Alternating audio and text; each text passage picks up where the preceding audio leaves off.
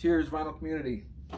Welcome back to the channel. Aaron here with a new video for you guys today. I'm going to be counting down my 100 favorite records in my collection. If you're watching this, this is part 1, where I'm going to do 100 through 80, the bottom 20. As it sits, I had about 1,000 records in my collection, plus 45s, 10 inches, and so on. And I did the painstaking task of trying to pick my 100 favorite. I will disclaimer this by saying this could change at any moment of any time of any day. And at the time of making this list, which is the end of July 2019, this is kind of where I'm at, my 100 favorite records in my collection. And some of the criteria would be records that I spin a lot, records that I spend a lot of time looking for, favorite artwork, story of how I got the record, just a personal meaning. There's all kinds of reasons why a record could be considered a favorite, so you're going to see some things that are kind of common. It's not all limited edition, colored, 200 gram, this, that, or the other. There is quite a bit of that, but especially for the bottom part of the list, there's a lot of common records that either I spend a lot of time looking for a clean copy of, or that I just hold near and dear for one reason or the other that we will get into. So stick around. We're about ready to dive in to number 100 down to number 80, the top 100 records in my collection as of July 2019.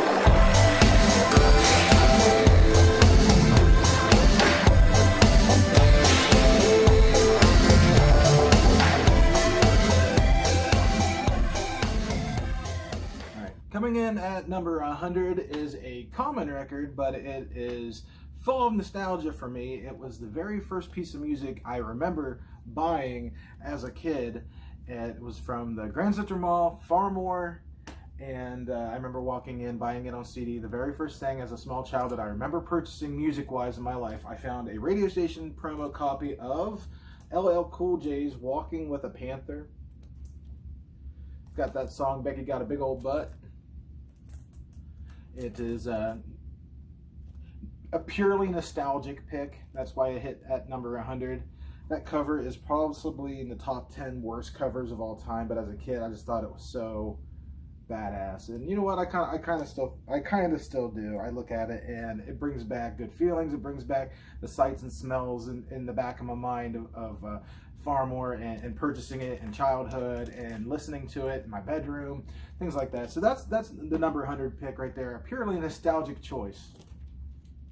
Coming in at number 99 is a brand new release, which is not something I expected to make this list, but it is the album that I've listened to the most in the last several months. It has a lot of emotion behind it. It has a great story behind it of how it was recorded, and an artist that was on the brink of giving up his career until his friends in the band My Morning Jacket called him up and said, "No way, son, let's hit the studio and let's make a record." And every song on this is utter perfection. The vinyl pressing, he had stated the album was created with vinyl in mind. You can tell from listening to it. It is outstanding. And of course, number 99, I should probably just tell you, Eraserland by Strand of Oaks. This is the 2 LP clear, cloudy vinyl version, and it has reversible, die cut front cover, which I think is kind of neat. And then the other choice is a blurry version of Tim Showalter, the singer. Coming in at number 98 is the indie exclusive version of one of my favorite albums of 2017, but also one that I've actually listened to more since then. It has become my older son's go-to listen when he actually comes downstairs to listen to records with me. This is the one that he picks, Amy Mann, Mental Illness from 2017. I love the artwork on this. Let's look at it is another die-cut front sleeve, and it's got the goose from the song Goose Snow Cone, and it's on the indie pink vinyl here. Color doesn't mean that much to me. I don't care so much about that anymore. But this record is moody and emotional, but ultimately melodic and an easy listening album, great background music. And I just tend to pull this one a lot more than many other records for that reason. I kind of rely on this record. It's a great coffee morning record, and everybody knows Amy Mann, and she is fabulous, and this is my favorite record of hers, and it is her most recent, I do believe. So 98, Amy Mann, Mental Illness. Check out the song Goose Snow Cone. Great intro track to an otherwise perfect record, in my opinion. Moving on. 97 is one that a lot of you guys are ever going to have heard of. They only made a few hundred of these, I believe. I'm not exactly sure of the total, but I will say that I heard it in a friend's basement that has a purely audiophile setup, and it was a record that he had found in a bin somewhere, in a record store somewhere, and he said, good luck finding it. It was just a random happenstance, whatever. And I actually looked for a year and a half, maybe even 2 years before I actually found a copy that came up for sale. I grabbed it immediately. I've seen a couple more since then, but the story of waiting for a copy of a record is the reason why it makes the list. Number 97 is a indie rock / jazz, kind of a fusion-y, casually smashed to pieces by the band 6 Part 7. Good luck finding it. I don't even know how many they made, like I said. It was from Suicide Squeeze Records, Seattle, Washington. Came out in, I believe, the early 2000s. It's mostly instrumental or all instrumental. It's very peaceful, great background music, and it's a wonderful pressing, especially if you have a high fidelity setup. Let's move on to number 96. Maybe it'll be something that you've heard of. Number 96, I'm actually already starting to cheat. I'm not picking just one record, not two, but 3 records. This is my sweet spot is 90s, middle-of-the-road rock music. It's what I grew up on. It's from the generation that I came from, and I gotta say, one of my favorite bands then, at the time, was Sugar Ray. I know it's kind of cheesy to say now, but I have a very nice Sugar Ray vinyl collection, so in one post, I'm going to show you all 3 of mine. First up, the original pressing of Floored, and as you can see, it is signed by the entire band. Next up, I picked this one up from a seller in Japan. I couldn't get any in the United States after looking for a long time. And then this one I actually picked up, sealed, brand new for $10 at a local record store. It's also the original. It was like back stock, I would assume. My Sugar Ray vinyl collection, 96. Number 95 and 94, I'm going to fly through. They are 2 records that you can buy for $20 or less right down the road. But the first one, number 95, the reason why is because it's one of my go-to pull records when I'm having some drinks. When I can't think of what I want to listen to, I pull Joe Strummer and the Mescaleros Streetcore. This is the common black vinyl pressing, not anything special other than the music itself. Perfect from beginning to end. Great music for chilling, especially for drinking. So the next one, I'm just going to go ahead and grab. 94. Kind of a similar deal here. We got Elvis Costello featuring The Roots, Wise Up Ghost, and other songs from 2013. Nothing special about this pressing other than the songs themselves and the fact that it was done by Blue Note. And I gotta say that when I pull a record for somebody who wants to hear my setup, this is the one that I go to. It is so deep. It has so much amazing bass, but it doesn't skimp on the mids and the highs either. But it is just so deep and warm. This is probably one of the better sounding just $20 records you can buy down the street where it doesn't say audiophile written all over it and charge you $50. If you want a really good sounding Elvis Costello record with some great music on it, Wise Up Ghost featuring The Roots, check it out. Moving on. 93 and 92 are in a similar boat. They're common records that I just happen to love very much. First one is Hound Mount, From the Hills Below the City. It's indie folk, alternative folk. It is just the album that I listen to when I'm mowing the grass. There's nothing special about the pressing. You can probably pick it up for $10 to $15 in the secondary market, but it's one of those records that I spin all summer and all fall long. Whenever I mow, this is just one of the ones in the rotation. Perfect from beginning to end. Can't stop listening to it. Been listening to it for a few years now and just never get tired of it. And then the next one is the most recent reissue of Bare Naked Lady Stunt. I do have the MOV pressing that came out a couple years ago. I bought that, obviously, first. And then this one came out this past 2018. And I gotta say, this one, sound-wise, is 10 times better. Packaging-wise, 10 times better. If you are a fan of Bare Naked Ladies and you haven't picked up the most recent reissue, I'm assuming it's 20th or 25th or whatever anniversary edition with extra songs on it, this is the best sounding version of this album that you're going to get. All right, 90. Moving on to number 90. It is a recent Record Store Day release. It is 3 albums in a box set. We're talking about the Toad the Wet Sprocket box set that came out, featuring a few different albums off of them. But the one that I've been after for the longest time is Fear, of course. It has all their major hits on it. And this one's called Dulciana. It's on red vinyl. This one, Fear, is on yellow. And it's from Think Indie is the name of the label. I'm not really too familiar with that. And then the third one is an acoustic live concert. I have number 77 out of 1,500 made. There's the hype sticker. I don't pull this one all that often, but Fear was a favorite album when I was younger, and I'm getting to know the others as we go along. Dulciana is probably the one I pull even more than Fear recently. I'm really getting into that one. But the Toad the Wet Sprocket box set is my number 90 favorite record out of 100 in my collection right now. Number 89 is a pop punk emo / pop rock Matthew Sweet kind of sound. His name is Eamon. The band is Holy Pinto. You probably haven't heard too much of them, but I'm a huge fan. I have the test pressing of their most recent 10-inch out of 5.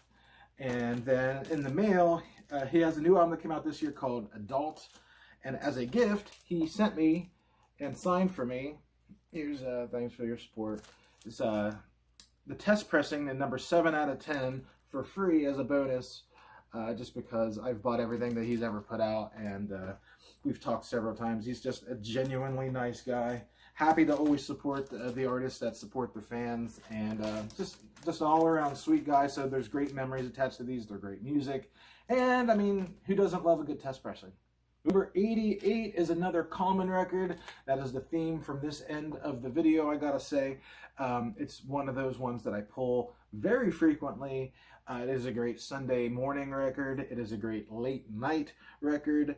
And it is probably one of the ones that I spent the longest time to find a solid mint copy, because it's kind of a sparse album, and it's one of those ones by an artist where any click or pop kind of takes you out of it. And that album is Good Old Boys by Randy Newman. This thing is pristine. If you can see the front as well as I can, which you probably can't, there is not a ding, a piece of ringware, nothing. The vinyl looked like it had never been played. It sounds like it's never been played. So I pull this one all the time.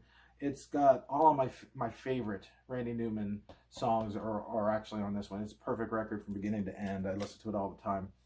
So, moving on, maybe we'll find something a little bit less common going forward here to number 87. All right, 87, another common record, so I lied. It is Devo's Are We Not Men? Answer, we are Devo. Great record, and another one that's in near mint condition, but I gotta say, I listen to it all the time, and it has a great story behind it. I pulled it out of a basement up in New England when we were on vacation. Went into a store and asked if they had records. He said no, and then he said, wait a minute, there's a couple boxes in the basement. They've been down there for years. Feel free to go down there, pick whatever you want, and make me an offer. And I did, and this is one that came from that set.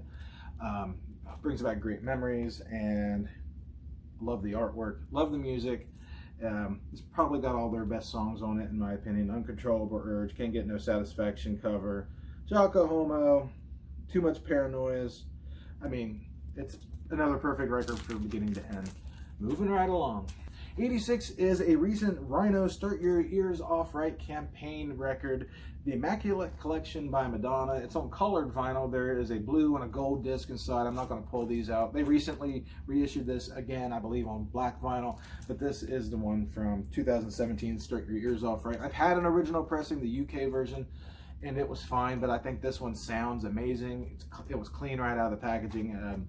They did a really good job recreating it, and sound-wise, it is top-notch. Grab the reissue if you can, if you like the early Madonna stuff. it's another record you can put on from start to finish, and it was nice that it came in such a nice package with nice, clean, virgin vinyl.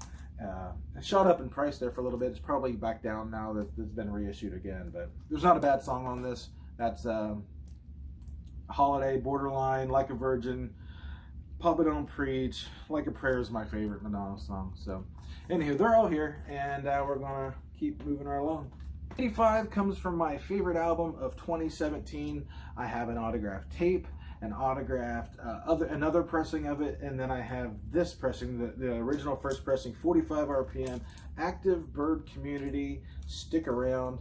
The band recently got signed to Barsuk Records, Death Cab for Cuties label, and so they have another record that's out now, but this was back when they were strictly selling their wares on Bandcamp, before they even had a record deal or vinyl. I had the tape and another pressing that was done before they got signed by a different, smaller label, but this is the actual artwork, and the band was still cool enough to sign up for me, so I have every rendition of this album, and I don't need any more. This is the a perfect pop punk, indie pop rock, emo-y kind of sound. So if you're into that kind of stuff, great band, great record. Their other band, or their other album, Amends, is almost as good as this one, but this one, they had a lot less to lose. There was no record company backing them, that, you know, any kind of pressure to make a hit, to make money. This is just them having fun, and you can really reflect that in the songs. Check out the song Newbie or Quarterback Sneak. Those are my two favorites. All right, 84 are double box sets here. We have the Flaming Lips Heady Nugs. This one has all the studio albums in it. Hit to Death and Future Head, Transmissions from Satellite Heart, Clouds Taste Metallic, Soft Bolton, and Yoshimi Battles Pink Robots. Mine is just the black vinyl version. They did have a colored vinyl version of the box set, didn't have it. And then this one is Heady Nugs box set 2, 20 years after Clouds Taste Metallic, 94 to 97. It features an autographed copy of Clouds Taste Metallic, and then a bunch of other stuff that came out around this time period, a live concert and some things like that. So this is on the colored vinyl version with the autographed cover of Clouds Taste Metallic, which is pretty sweet to have. I think I can pull that out here. Yeah, there you go. Signed by Wayne. Flaming Lips are one of my favorite bands, and it was awesome to get all of the reissued studio albums in one place. So there we go, moving on. Coming in at number 83, the band Live is one of my favorite bands. I have their entire discography on vinyl, the LPs, but some of my favorite things that I have from them are their college radio demos that they would send out to different radio stations. So the first thing I'm going to show is the clear vinyl version of I Alone. I just love that artwork, and there's the clear vinyl. Some of the other things that I have are the Selling the Drama, backed with the Damn It Otter Creek and Shittown, advanced for college radio only, 10-inch promotional single. It's a mouthful, and it's on blue 10-inch record there. The next one is Lakini's Juice, and I love the almost like stamped metallic front and back covers. Number 134 out of who knows how many, probably 10,000. It is on clear, Coke bottle clear, and it says promotional 10-inch single not for sale, hand letter pressed at Independent Project Press. So that is actually hand pressed, so I was right about that. But my favorite is the Dolphins Cry. This one, I believe it was for radio stations, but it might have also been for their for a contest they had running. It is number 1802, but it's also on Coke bottle clear. Came with like a letter from the band. Let's see what else is in. Yeah. Here's it's called Friends of Joy, Friends of Live. So it came from their fan club. They must have had some kind of a raffle. It's basically, congrats, your postcard contest winner. Sorry for the delay, enjoy. So I didn't know I was delaying anything. And then of course their merchandise catalog and a really cool postcard / sticker. It's nice to have all of that. Big fan of the band. I'm trying to collect all of the radio promo kind of stuff. I think there's only just a few more that I need, but big fan of that. So we're going to move right along. We only got a couple more to go for this video, so thanks for sticking in with me. Number 82 is a indie pop masterpiece, in my opinion. Recently put out on vinyl, only 300 copies made. Fort Vine, Stay Magical. It's on a beautiful splatter, green, whatever. I'm not even going to take the time to show you. But what I am going to show is there was a contest on the record labels called Too Many Records. I'm sure if you're a fan of that channel, as I am here on YouTube, he put out a video. He's the one who released the record, and I won the contest out of who knows how many, and I won the test pressing of said album, 45 RPM, 2 LP black vinyl test pressing of an amazing album. It's cool, and it always, you know, stay in my collection as something that I won. I don't win things very often, so it's like, it's going to stay with me. I think it's pretty neat that I won it. So I have the album and the test pressing. It's just going to go on the shelf and stay there as a great memory, is that I can always remember that I wasn't a loser on that day. So we've got 2 more to go. Now, 81 is another kind of common album, but it is the 10th anniversary edition on heavyweight vinyl of Frightener Abbott's The Midnight Organ Fight. I listened to this record way more than any of their other albums. It features The Modern Leper, Good Arms versus Bad Arms, and The Twist, My Backwards Walk. That song kind of became the anthem of the band that's now shattered because of the suicide death of the lead singer just over a year ago. Scott Hutchison took his own life, and they've recently done a tribute album, which I also have, called Tiny Changes, a tribute to Midnight Organ Fight, and it's fabulous. I recommend picking that one up as well. But as far as sound quality goes, the most recent reissue of this is outstanding, and I cherish the band, and I cherish the songs on this record more than anything else that they've done, so highly recommend giving it a shot. Alright, we've reached the end of the video for part 1. This is number 80, the 2014 reissue. Here, I got some notes here. The 2014 remastered reissue, mastered by Bob Ludwig and Stan Getz, from the original master analog tapes. It's a mouthful. It's my favorite Smashing Pumpkins record. It is a door. It is moody and deep and dark, and they really did an amazing job remastering this one to capture the low end. I listen to this one over coffee fairly frequently. Crestfallen is my favorite Smashing Pumpkins songs from the last few years or so. So as far as modern reissues go, feel free to grab this one. You will not be disappointed. And moving on, we got 80 more records to get through over the next 4 more videos after this one. This again was just part 1, number 100 through 80. I promise you they'll get more interesting. They'll get some more rarities in there, some more 90s originals, some impressive color variants and limited editions and things like that, and a lot more stories to go along with them if that is your bag, baby. So we will see you guys on the next one, which will be number 79. As I always say, as I end my videos with, stick around to the next one and enjoy the music.